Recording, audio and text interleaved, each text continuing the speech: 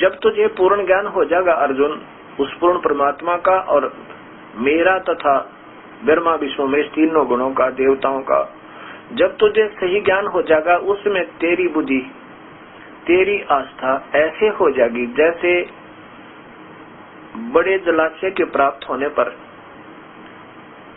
और फिर छोटे जलाशय में जैसी श्रद्धा रह जाती है ऐसी तेरी भावना आप ही रह जाएगी। अब देखो कितना अनमोल उदाहरण दे दिया भगवान ने एक ही शब्द में कि जब तुझे सही ज्ञान हो जाएगा उसमें तेरी, जब तुझे पूरा बड़ा लंबा चौड़ा जलाशय, बहुत बड़ा तालाब, बड़ी लेक, झील जिसका पानी कभी समाप्त ना हुआ है, यानी इनमें गर्मियों में भी समाप्त ना हुआ है, और पहले आप किसी एक छोटे से जलाशय का आसरा लिए हुए थे और वो गर्मियों में सूखने की संभावना होती थी यदि बारिश ना होता है, तो ऐसे फिर तो आपको वो जलाशय मिल जाएगा बड़े वाला, तो आपकी आस्था जैसे उस छोटे जलाशय में रह जाएगी, उसमें अनादर नहीं रहेगा, पर इतना रहेगा कि अब तक मौज होगी, अब तो कभी चिंता का विषय नहीं रहा, बारिश ना होगी तो भी काम चल जाएगा, और पहले बहुत चिंता रहती थी कि ये तो सूख जाएगा, अधूरा है। अब इस प्रकार कहता है कि वो भी अनादरणीय नहीं है छोटा जलाशय, लेकिन फिर ये श्रद्धा आपकी इतनी नहीं रहेगी जो फिर उसमें हो जाएगी। ऐसे जब पूर्ण परमात्मा का तुझे ज्ञान हो जाएगा अर्जुन, फिर तेरी मुझे समझ लेगा और फिर सभी प्राणियों को समझेगा और फिर तू यहाँ से उसकी तरफ लग जाएगा, स्वतः ही कहने की आवश्यकता नहीं पड़ेगी। ऐसा भाव है गीता जी में, इस पवित्र शास्त्र गीता में इस अनमोल वचन लिख रखे भगवान ने, कमाल कर रखा है, लेकिन समझन बिना कमी रही। अब कई भक्तात्मा नाम देते हैं राधे राधे श्याम राधे राधे राधे, बोलो राधे राधे राधे राधे, टूटन न हो जाए सारे दिन। बूढ़ी आत्माओं सही मंत्र जो और पूर्ण परमात्मा की भक्ति बताओ, विधिवत साधना कराओ। ये तो मीठी गोलियां, स्वीट टेबलेट्स, और ये बूढ़ी आत्मा इस रंग में तो पहले रंगी हुई है, इनसे तो इनको हटा कर सत्य मार्ग पर लगाना, जैसे श्री कृष्ण जी ने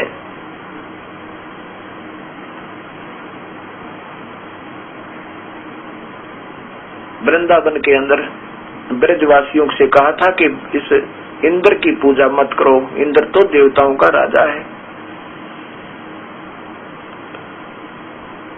और उसको ये छोटी पूजाओं से हटा करके उस परमात्मा की भक्ति करने के लिए भगवान श्री कृष्ण ने कहा था,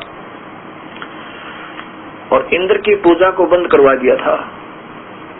इंद्र इस बात से क्षुब्ध होकर, नाराज होकर के और सारे ब्रज को डुबाना चाहता था, जोर की बारिश कर दी मूसलधार। भगवान ने गोवर्धन उठा लिया, जो गिरिराज उठा लिया छोटी उंगली पे, और सारा इंद्र बरस लिया, सारे बादल खारिज समाप्त हो गए, और उसके ब्रज क्षेत्र में कि छींट भी ना लगी। तब आके पैर पकड़े इंद्र ने भगवान श्री कृष्ण के और क्षमा याचना की, प्रभु मुझे मालूम नहीं था। जब श्री कृष्ण ने कहा कि नादान तू क्या देगा इनको, कि उनका जीवन व्यर्थ करवावे, अपने स्वार्थ के लिए तू और इनको सत भक्ति करने दे, और जा उसके बाद मत ऐसी गुस्ताखी करना।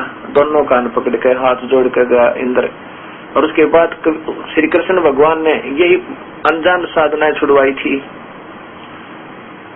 गीता जी के में कहते हैं कि गीता जी में लिखा है कि जो जैसी भक्ति कर रहा है ना, अपने उस पूजा को छोड़ियो मत, अपने धर्म को छोड़ना नहीं, चाहे कोई किस पैसे भी कर रहा हो, और दूसरे का धर्म नहीं स्वीकार करना चाहिए। जबकि उसका सीधा अर्थ बना है कि अपना जो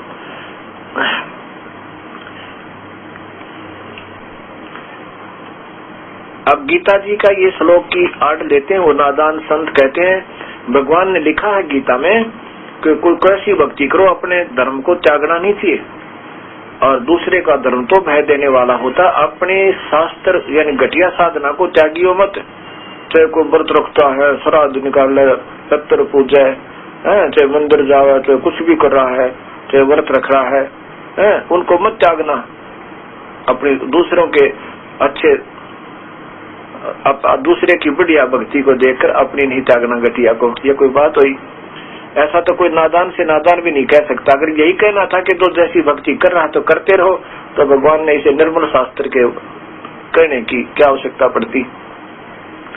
उन्होंने तो इसके विपरीत कहा कि जो तीनों गुणों से ब्रह्मा विष्णु महेश से लेकर नीचे की पूजा करते हैं वो राक्षस स्वभाव के और मूर्ख मूड, ये साथ में जाएगा। पहले यही देखो, ये गीता प्रेस गोरखपुर से प्रकाशित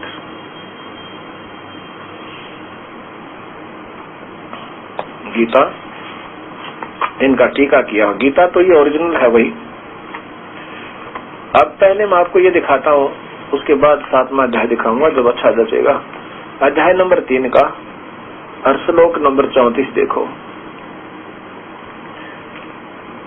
35, ये 35 देखो। इसका यहाँ देखो संस्कृत को, श्रेयान स्वधर्म, श्रेयान स्वधर्म। अपना तो इसका ये बनना चाहिए था कि अपना जो धर्म, जो अच्छा गुण, अच्छे गुण वाला, कहते हैं श्रेयान स्वधर्म वी गुण है पर धर्मात् सबनुतिष्ठात् तात, सबनुतिष्ठात्। अब देखो, श्रेयान स्वधर्म वी गुण है पर धर्मात् सबनुतिष्ठात्। इसका अर्थ होता है सब उत्तिष्ठात्। उत्तिष्ठात् का होता है सुनियोजित, अच्छी तरह उत्तिष्ठात् माने बहुत अच्छी तरह सुनियोजित किया हुआ। श्रेयान स्वधर्म, अपना धर्म यानी शास्त्र अनुकूल साधना गुरु देव द्वारा बताई गई, वो श्रेयान है, वो बहुत अच्छी है। वी गुण, घटिया गुण रहित, जिसमें कोई भी गुण नहीं, शास्त्र विरुद्ध साधना जो करते हैं, गलत नामों का जाप करते हैं, तीर्थ व्रत ब्रह्मण आदि करते हैं, वो पर धर्मात्, दूसरों के अच्छे सुंदर लगने वाला, जैसे बहुत अच्छे गाने भी, बहुत अच्छे बजाने भी, सारा लग रहा है, अच्छे उनका बैठने उठने का तरीका भी है, पर है विगुण। विगुण माने शास्त्र रहित, घटिया साधना, दूसरे की घटिया साधना से कितनी अच्छी हो, अपनी शास्त्र अनुकूल साधना अच्छे। श्रेयान माने उत्तम है, स्वधर्म है, स्वधर्म है, अपना जो धार्मिक शास्त्र अनुकूल साधना अच्छी है, दूसरों की गुण रहित साधना से वह कितनी बड़ी अधिक है। स्वधर्मे निधनम श्रेय, अपने धर्म में, अपने धार्मिक भजन को करते हुए मर जाना धीरे धीरे, यानी उसी में प्राण आखिरी सांस तक उसी में लगे रहना अच्छा है, पर धर्म में भयावह। अब दूसरों का धर्म जो है वो भय देने वाला होता है। कौन सा? कि आपके मन में आएगी कहीं में ये तो इतने व्यक्ति लाखों की संख्या में जाते हैं और कहीं मैं गलत ना कर रहा हूँ, ऐसे भयभीत मत होना, विश्वास रखना अपने गीता पर। और ये क्या कहते हैं, इसका अनुवाद देखिएगा, सब अनुतिष्ठा, सब अनुसिष्ठात, सब नुसिष्ठात, अच्छी प्रकार आचरण में लाए हुए। उत्तिष्ठात का अर्थ होता है बहुत अच्छी तरह, सब अनुतिष्ठात, अच्छी प्रकार आचरण में लाए हुए, धर्मात, दूसरों के धर्म से है। कितना कमाल कर दिया, सारा भाव बदल दिया, सारा ही समाज यहाँ से गुमराह हो गया। अच्छी प्रकार आचरण में लाए हुए दूसरों के धर्म से, गुण रहित अपना धर्म उत्तम है। गुण रहित का क्या मतलब है? जो कति जिसमें कोई भी लाभ ना हो। और फिर देखो, अपने धर्म में तो मरना भी कल्याणकारक है, दूसरे का धर्म भय को देने वाला है। ऐसे ही फिर अध्याय नंबर 18 के और श्लोक नंबर, ये देखिएगा 46 में, 47 में देखो, श्रेयान स्वधर्म वी गुण है पर धर्मात्, वो ज्यों कहते हो सबनुत्थात। ये आगे क्या लिखा? स्वभाव नियतम, यहाँ देखना, स्वभाव नियतम, नियतम कर्म कुर्वन् न अप्रोन्ति किल्बिषम, किल्बिष होते हैं पाप कर्म नहीं लगते। किनको? जो नियमित काम कर, जो शास्त्र अनुकूल साधना करते हैं उनको पाप नहीं लगते।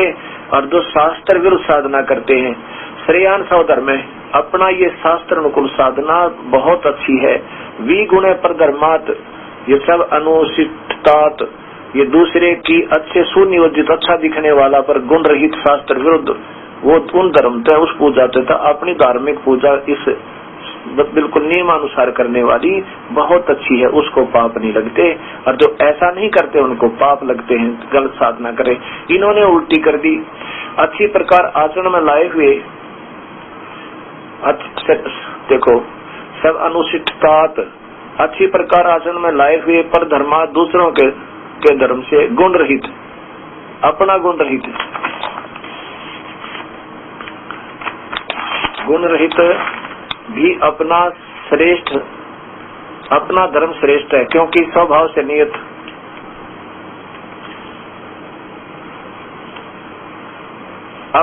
अपना धर्म श्रेष्ठ है क्योंकि स्वभाव नियतम, स्वभाव से नियत किए हुए, क्या लिखा है, कर्म यानी स्वधर्म रूप कर्मों को करता हुआ पाप को नहीं प्राप्त होता। अब इसका वास्तविक अर्थ ये बना है, तो यहाँ देखिएगा वापस, ये श्लोक नंबर 46 देखिए नीचे, ये 47 है, वही 18 नंबर अध्याय का। इसका सीधा अर्थ बना है, श्रेयान स्वधर्म है, अपना शास्त्र अनुकूल साधना बहुत अच्छी है। विगुण घटिया पर धर्मात, जो दूसरों की धार्मिक पूजाएं हैं जो शास्त्र अनुकूल नहीं है, और वो चाहे कितनी ही सब नुतात हो, सब नुतात का अर्थ होता है बहुत अच्छी, सुनियोजित, बहुत बढ़िया दिखने वाली। अब क्या लिखा कि स्वभाव नियतम, स्वभाव माने अपनी मर्जी से नियत करके, यानी अपनी मर्जी से सिलेक्ट करके अपने हिसाब से जो कोई व्रत करता है, कोई किस कैसा ही मंत्र दे रहा है, कहते हैं वो ऐसे मत करो। न कुर्वन कर्म, वो ऐसे अपने मर्जी से स्वभाव से नियत करके निश्चय करके कोई कर्म मत करो। आपनोति किलवसम, उससे तुम प्राप्त होगे, इसका सीधा अर्थ बना है। और इन्होंने उल्टा कर दिया कि अपना जो अच्छी प्रकार आचरण में लाए हुए है, दूसरों के गुण रहित, दूसरों के धर्म से गुण रहित, अपना लिख दिया, गुण रहित घटिया भी अपना धर्म श्रेष्ठ है क्योंकि स्वभाव से नियत किए हुए, स्वभाव से मैंने अपनी मर्जी से कोई भी पूजा कर रहा है, स्वधर्म रूप कर्मों को करता हुआ पाप को नहीं प्राप्त होता। इसका अर्थ है कि वो पाप को प्राप्त होते हैं जो अपनी मर्जी का अपने स्वभाव से नियतम, अपनी मर्जी के आचरण करने वाले हैं, वो तो पाप को प्राप्त होते हैं। दूसरों की घटिया साधना को देखकर अपनी, उनसे तो शास्त्र अनुकूल विरुद्ध साधना से अपनी शास्त्र अनुकूल साधना, वो धार्मिक कर्म बहुत अच्छे हैं।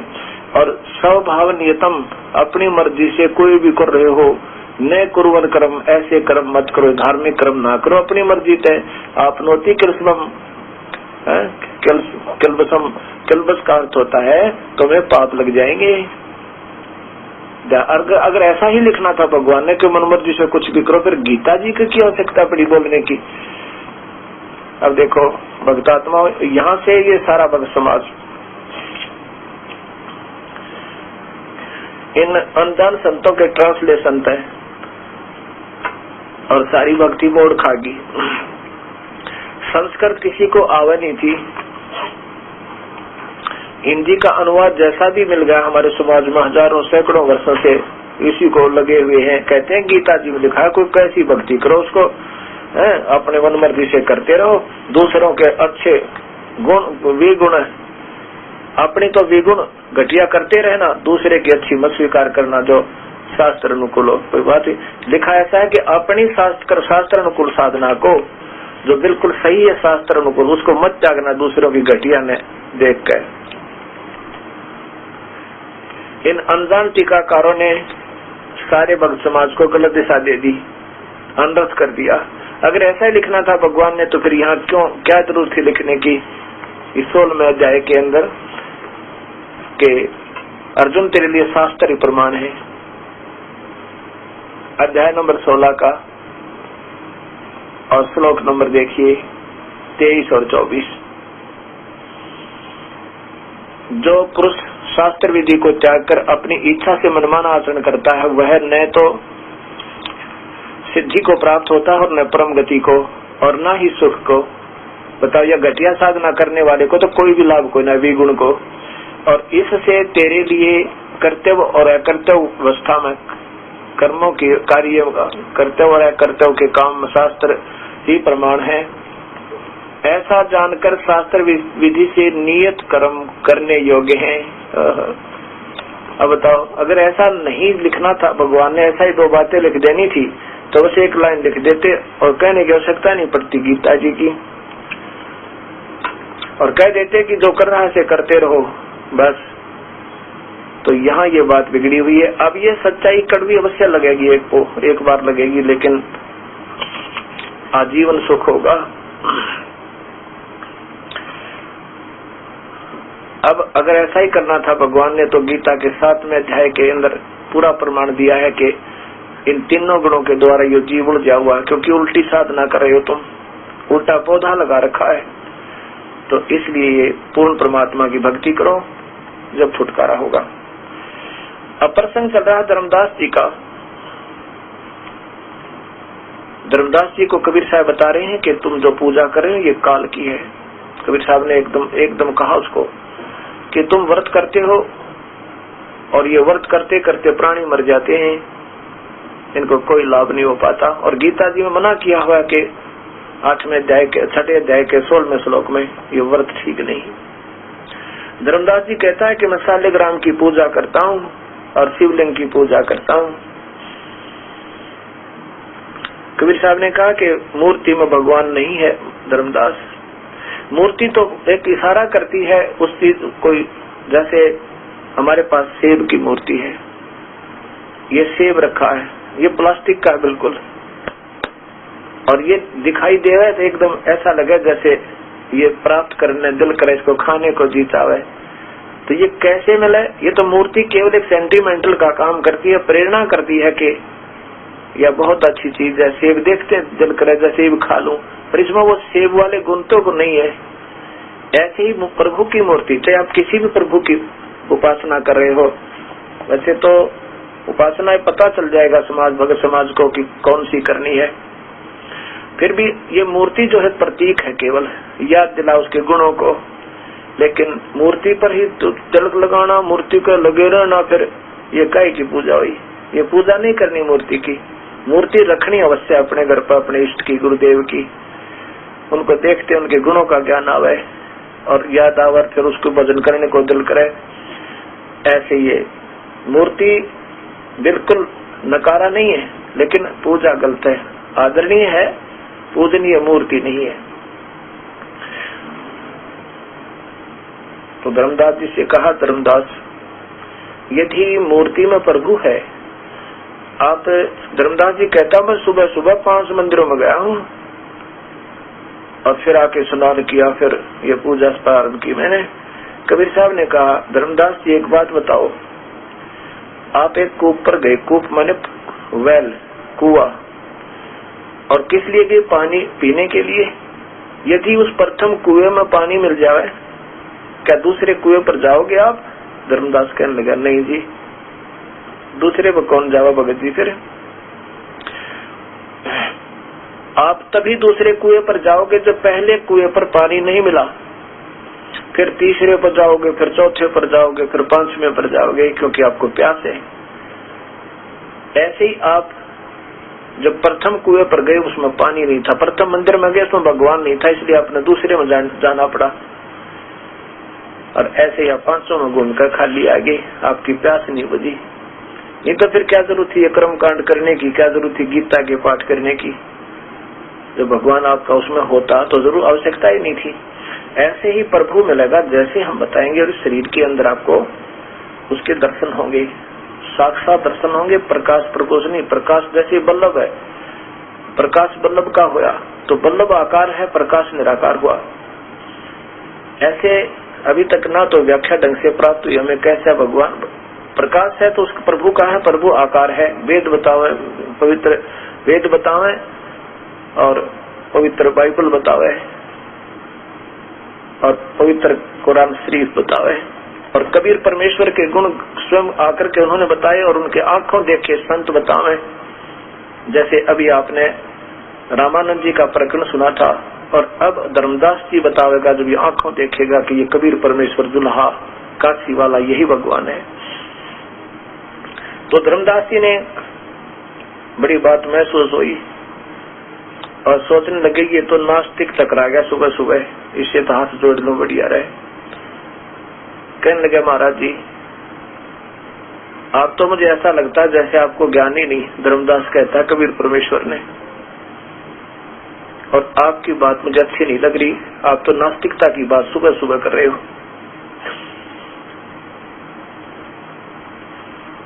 तो कबीर साहब एकदम अंतर्ध्यान हो जाते हैं, उनके सामने से दिखाई नहीं दिए धर्मदास को, और धर्मदास ने देखा कि ये महात्मा कहाँ गया ये भगत जी। एकदम ऐसे भौचक्का रह जाते हैं और मन में सोचते हैं ये जरूर कोई देव पुरुष था और तूने गलती कर दी। देखो बात तो बहुत सच सच बता रहे थे, पर मेरा जो पुराना ज्ञान था ये मुझे स्वीकार नहीं होने दे रहा था। बहुत दुख पाया, बहुत दुख पाया कि ये मैंने ऐसा नहीं कहना चाहिए था, और सुननी चाहिए थी इनसे बातें, और सुननी चाहिए थी। नेक्स्ट डे, अगले दिन धर्मदास जी ने इसी प्रकार अपना वो एक स्थान मड प्लास्टर किया, यानी लीपा, उसको लिपाई की गाय के गोबर और मिट्टी मिलाकर, और उसके ऊपर अपना पहले पूजा पाठ की। पूजा पाठ करके फिर रोटी बनाने लग गया। एक चूल्हा डाल के और चूल्हे में लकड़ी लगा दी। एक मोटी लकड़ी थी, बीच में थोथी थी, होलो थी वह, और उसके साथ कुछ सहयोगी लकड़ी लगा रखी थी, और अपना खाना बनाने लगा। अब खाना बनाते बनाते जब खाना बिल्कुल तैयार हो गया, भोजन, लकड़ी जलते जलते चूल्हे के उसका एंड, लास्ट जो एंड था, पिछला हिस्सा, और चूल्हे के पास पहुंच गया। और उसमें देखा धर्मदास जी ने कि उसके अंदर से चींटियां निकल रही हैं उस थोथी लकड़ी में। होलो जो होलो था थी वह लकड़ी, वो उसमें से बहुत ज्यादा चींटियां, ये काली काली कीड़ी, आंट, अंग्रेजी में आंट कहते हैं उन्हें, वो निकल रही है और मुख में अंडे ले रखे हैं। और उस लकड़ी के पिछले हिस्से पर एक तरल पदार्थ जैसे वाटर बॉयल होया करे, ऐसे पानी जैसे उबला करे, ऐसे कुछ तरल पदार्थ उस लकड़ी के पिछले हिस्से पर ऐसे वो उबल रहा था, और वो चींटियां उसमें गिर गिर कर मर रही थी, बाहर निकलने की चेष्टा भी कर रही थी, और कुछ अंदर लकड़ी के अंदर जल गई थी। धर्मदास जी ने जो देखा,